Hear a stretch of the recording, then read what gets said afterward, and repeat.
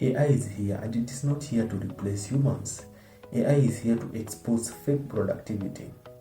Productivity didn't disappear, it got redefined, and a lot of what we used to call productive doesn't hold up anymore. So what is the illusion of being busy? For years, being busy was enough. Full calendars, long days, and constant motion. But motion is in progress. AI didn't remove work. It removed the excuse of confusing movement with value. So what does AI actually reveal?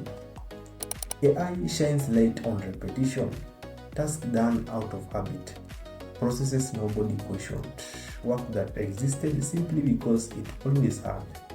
When those tasks disappear, people feel exposed, not because they lack skill, but because their role wasn't designed intentionally.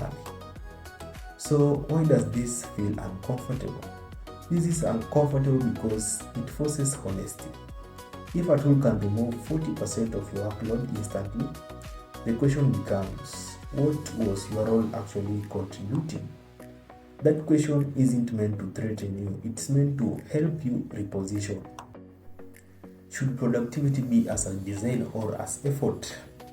A good question that is. The future of productivity isn't about trying harder. It's about designing work so effort is spent only where it matters.